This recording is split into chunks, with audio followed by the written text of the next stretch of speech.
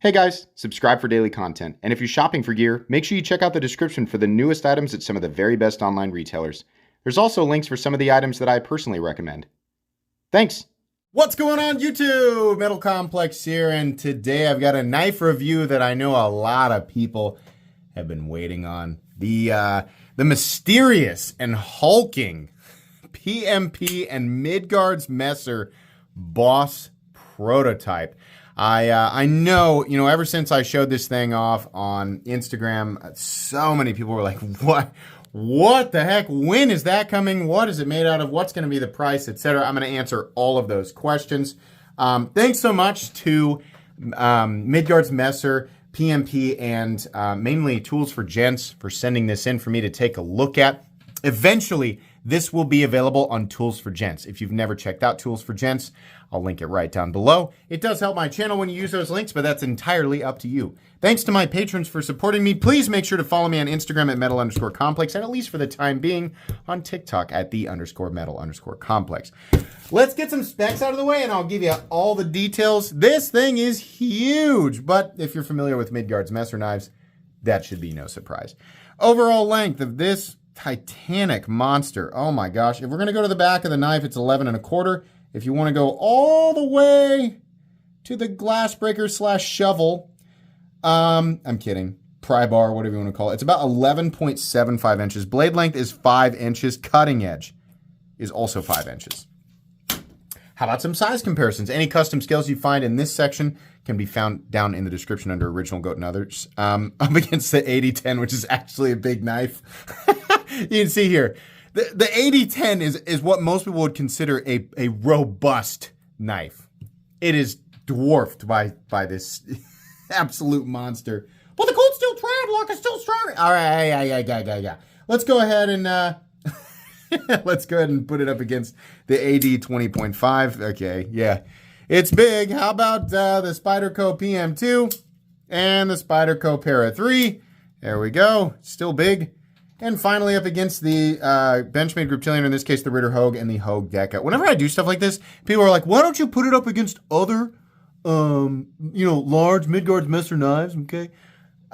Sorry, not sure why you guys sound like Mr. Mackey sometimes when you're complaining. I'll tell you why. The point of a size comparison is to put it up against knives that people are familiar with so that they get an accurate representation of size. If you put it up against a knife that almost no one has, it does us absolutely no good, right? Might be like 7 or 8 people watching would have the knife, the other super gigantic XL knife that I'm comparing to, but it doesn't do them it doesn't do the other 10,000 people any good, right? So this is why, even though they're much smaller, I know that there's probably other great knives I could put it up against, but I'm already ironically elongating this section of the video to explain it. So let's go ahead and move on here. How's the action? Whoa, I would call this dangerous. That was organic. Guys, I forgot how quickly that falls. I don't want to say good. Yeah, I would call it dangerous. So this is a knife that I would not disengage like you just saw me do. I would turn it this way, move the frame lock out of the way, and then close it very safely with 2 hands. It is ridiculously smooth. Really, it's just the amount of blade coming down. This is not just a long blade. It's not just a thick blade. It's a tall blade. The total amount of material is huge. Also, the way that you deploy this, you can just shake the thing out, right? I'm sure you could imagine here, but deploying this is the best way I've seen is to pull here, which it does work. It looks like there'd be some pinch zones, but everything is so smooth and rounded off, it's very unlikely that you would actually pinch yourself. But you definitely do need to do kind of a weird curly index finger light switch. It works. It's a bit awkward, and the emotion you're going to feel the strongest is terror and uncertainty. That's what you're going to experience. But once you get the hang of it, and you can figure out how to put your hand in the right place, it is really cool, and it will put a smile on your face. I'm not going to call it the best. This does not deploy in a way that feels perfectly designed, but the entire knife is very obviously supposed to be ridiculous. If you're not familiar with Midgards Messer knives and you're wondering, do they know how to make a practical knife? The answer is yes, and they're doing this on purpose because the knife world is flooded with basic practical knife designs. This kind of stuff is interesting despite not being practical or convenient in any way. But I try to take a brief moment to explain stuff like that because a lot of new people are very confused with knives like this on this channel, right? But not the first time we've seen something ridiculous from Midgards Messer, and certainly not the first time we've ever seen something ridiculous from the knife world in general.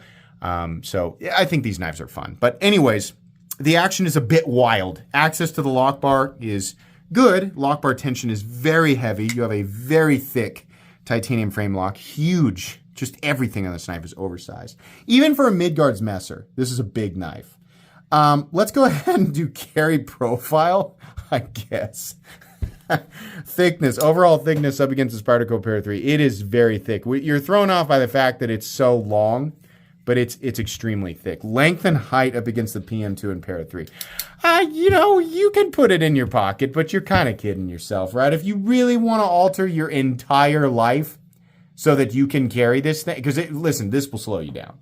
This will make whatever it is that you've been doing in your day-to-day life, this will make that less convenient. Every second will be less convenient, more cumbersome, more laborious because you have chosen to carry this object in your pocket. But hey, if it brings you happiness, I'm not going to judge you, right? This exists. It's super cool. I can't really blame you, right? But yeah, it's going to take up a lot of room in your pocket.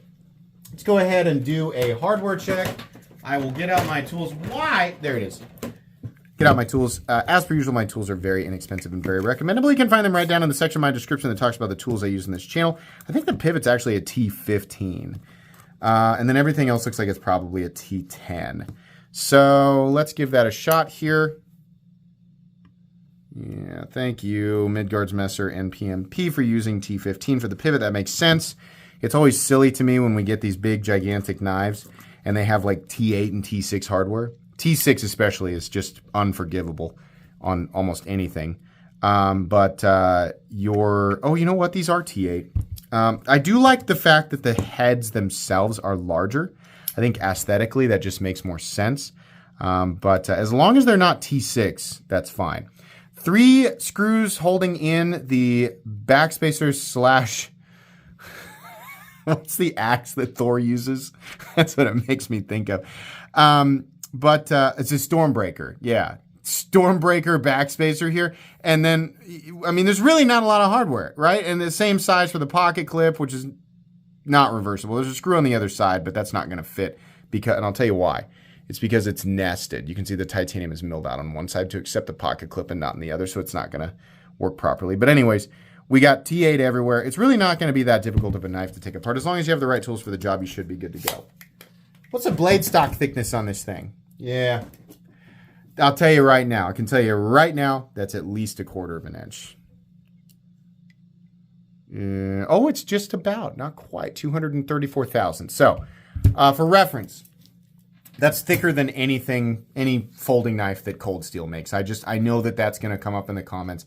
The SRK, not as thick, right? The Cold Steel Espada, any version, it's longer, but it's not nearly as thick. This is approaching the same thickness as the Medford Praetorian tie, which is, I believe, right at 1/4 inch. We don't normally measure the scales. Not that that matters. I'm just pointing it out, right? It doesn't mean, like, thickness of material. It's not going to equate to anything utilitarian when we're talking about pocket knives. A lot of people think thicker materials means more durable. Not really. I mean, I guess in some very specific circumstances, but not really. And in all of those situations, if you could make an argument for it, you're still better off just using a fixed blade, right? But most people know that, and we're just kind of enjoying it because it's hilarious. 190 thousandths or so on the scale. So this is very similar to the material thickness, like the stock thickness of the materials on the Medford Praetorian tie. The difference being that this is a way bigger object overall. Weight. We are looking at titanium, and we'll talk about the blade here in a second. It is made of steel. Good Lord, 18 ounces. That's well over a pound. That is one of the heaviest pocket knives. And yeah, we do classify this as a pocket knife because it has a pocket clip, right? It's one of the heaviest pocket knives I have ever had on this channel. What a beast. Okay, Let's go ahead and get into the meat and potatoes here. So, as a knife reviewer who is, I've got over 250 knives in my collection. You guys know I collect a lot of absolutely insane stuff. I collect a lot of practical stuff. I collect a lot of super expensive stuff that does not get used, and I collect a lot of super expensive stuff that does get used. Right? I like all the different corners of the knife world.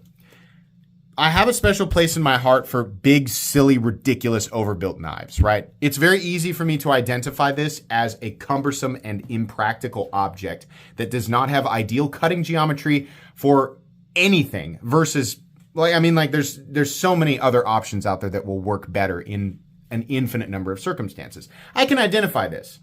At the same time, though, I let myself be happy that things like this exist because they are ridiculous. The biggest joy of this is it's just holding it, right? It really feels like I'm holding a broken sword. The original thing was much larger. It really feels like a modern fantasy item, and it's so much different than the junk that you would find at a smoke shop or a gas station, which has inevitably already been said in the comment section. The biggest difference between that stuff and something like this is that this, while wildly impractical and oversized, is actually made insanely well with very good tolerances. Precision is taken into consideration. The cutting bevels are all even. The polish is beautiful. The titanium is beautifully machined, and it is titanium and not some sort of weird injection mold plastic or zinc, right? Which is often what you see with the actual gas station crap. But anyways, it's very cool. It's also substantially more comfortable than I would have guessed. It's still gigantic though, and using this for any extended period of time, even like 5 minutes, your hand's going to fatigue because the thing is so heavy. It's so bulky, right? As the guys from DBK have pointed out many, many times, if the balance isn't there, if it's all just heft and, beef and chunk, it's cool, but your hands fatigue so quickly. That's just the way that it's going to be. So this is more of a knife that is just fun for collectors and enthusiasts who still want their cumbersome nonsense oversized pocket knives to be made with care and precision. That's exactly what this is. If that's what you're looking for, this is what you're going to find. Now, what we'll notice here, the elephant in the room that I have not talked about yet, that I'm sure so many people are skipping around in the video trying to find the exact section that I talk about this. The polish on the blade. Yeah, that's not easy to do. We do not see this type of polish on a lot of stuff. And this knife is going to cost a lot of money. Number one, we're talking about a lot of materials here, right?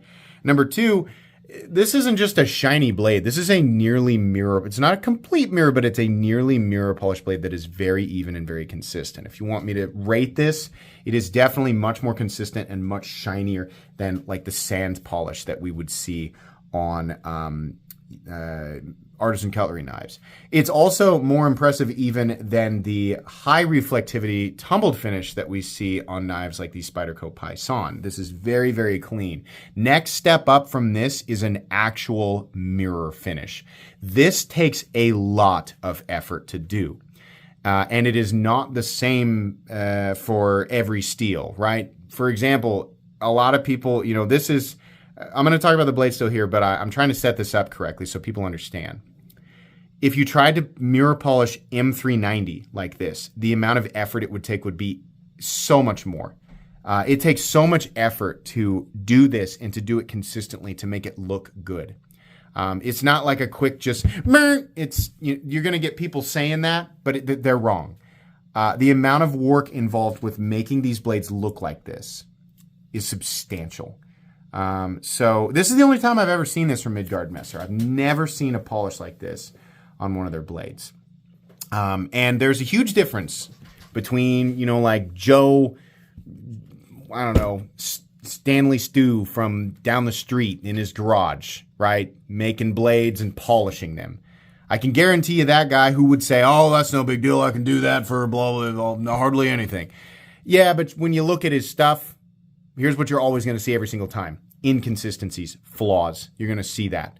This The difference here is it is extremely consistent, right? You're going to see the exact same reflectivity everywhere. You're not going to see, that's the first thing I noticed was this is so clean and so perfect. Getting it done like that is definitely more expensive. So if this were M390, the price of it would be way higher than it already is. Just got to point that out. I asked them, I said, what's the blade steel on this thing? Hoping that I would find out that it was, they'd finally changed it. They have stayed with D2, which I know is going to be very disappointing for a lot of people. But ask yourself, right? On a knife like this,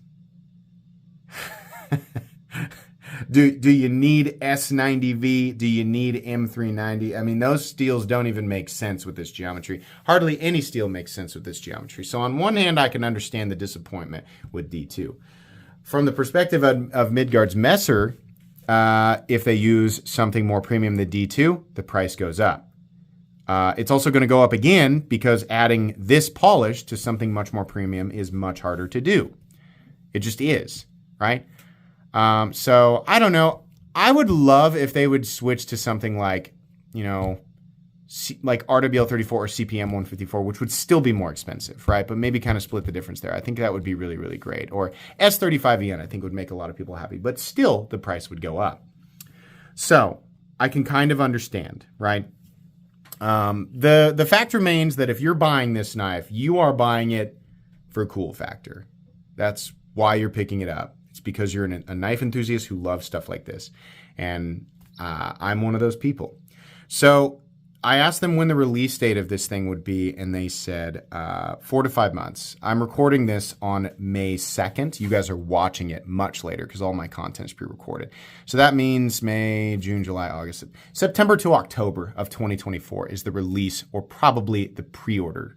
That would be my guess, right? It's going to be $500, which is a lot of money. But nothing else like this exists, nor has it ever existed. The closest thing to this at that price point was the original Riot-built PMP Alpha Beast, which was also in D2 for $500. And if I may, much less impressive. Despite this being D2, this is way more impressive. I gotta be honest with you. I would rather have it on this knife, as wild as it is, just to complete the wildness of this.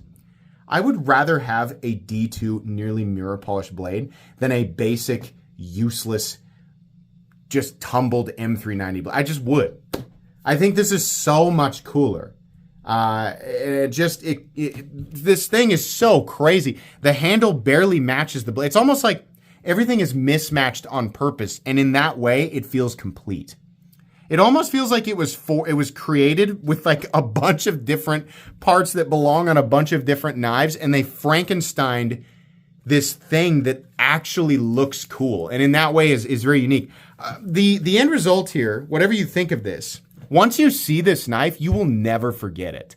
You will never forget this knife. I think it's pretty cool. Onto the blade here. Compound ground tanto, massive fuller, which really highlights that mirror polishing. So cool, mirror polish flat, huge swedge. This jimping up here. You can choke up on it. The most comfortable way to hold this knife is by choking up on it. I mean, what are you going to need to do that for? I have no idea.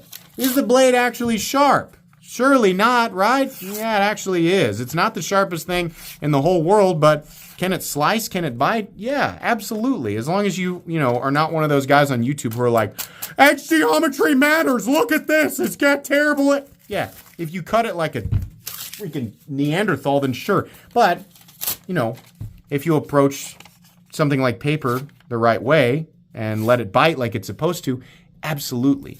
And the reason for pointing that out is, number one, to say, to point out that even with all of these crazy elements and this chunky, just sort of anti-knife design, they still take the care to do the edge as good as they possibly can. By the way, the edge is also mirror polished.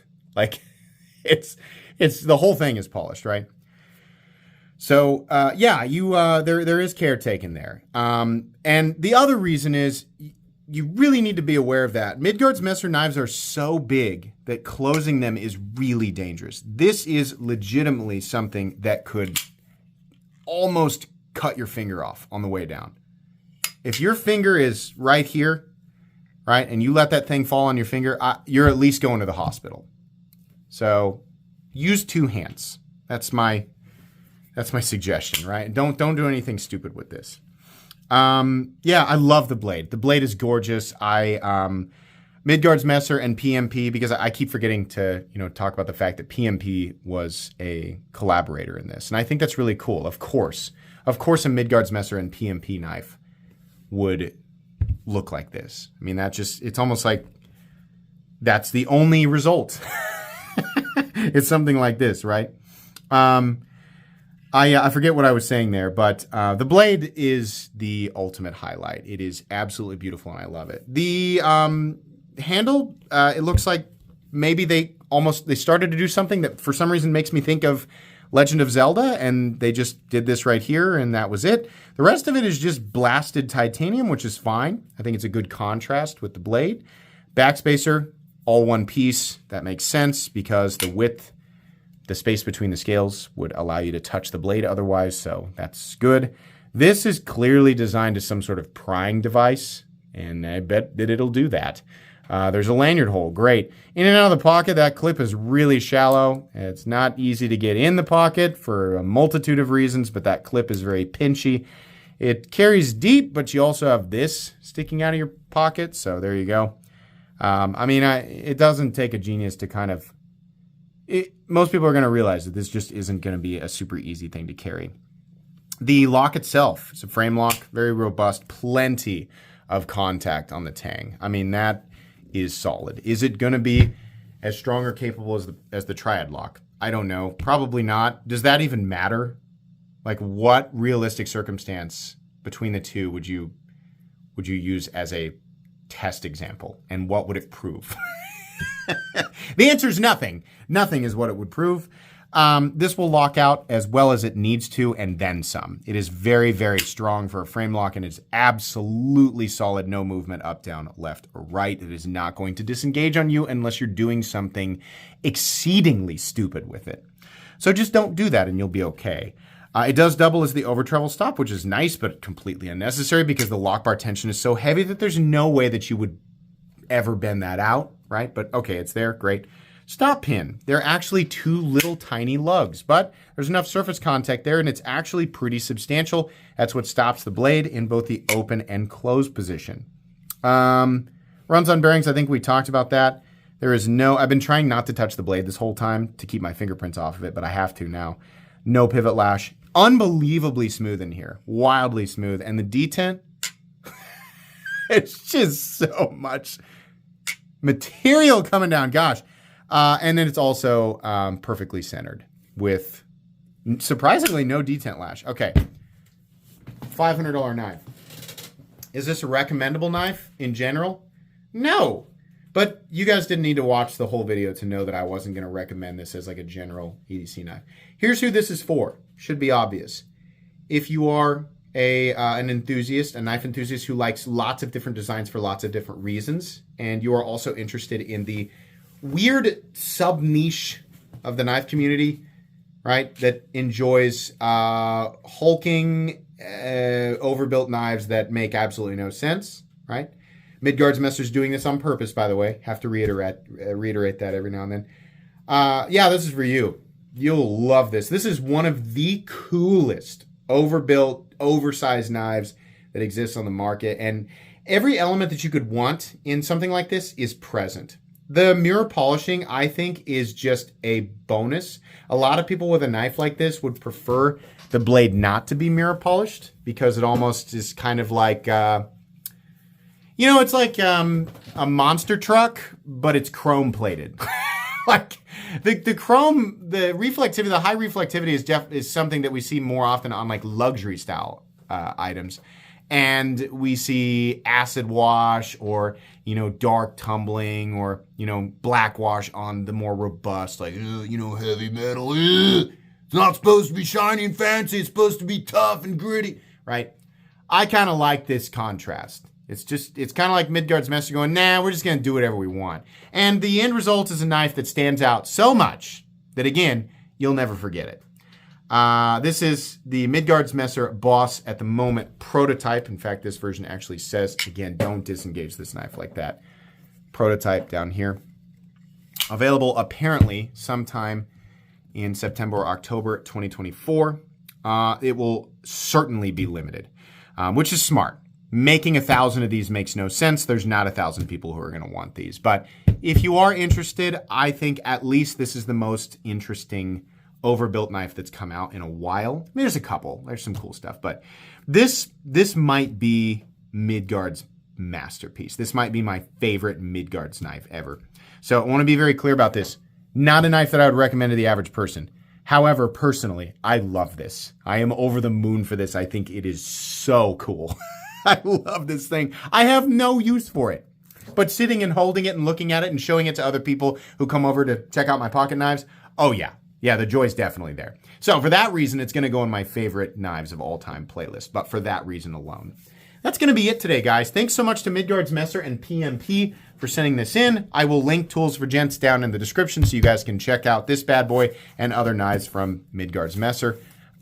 Please make sure to follow me on Instagram at metal_complex, and at least for the time being on TikTok at _metal_complex. If you enjoyed this video, leave a like. If you'd like to check out my other content, I do of course have lots of videos of knives that are either expensive or inexpensive that I do or don't like, so check those out. And if you enjoy all my content, go ahead and click on that Metal Complex logo right there and subscribe, because there's definitely more coming. Thanks again for watching, everybody, and have a great day.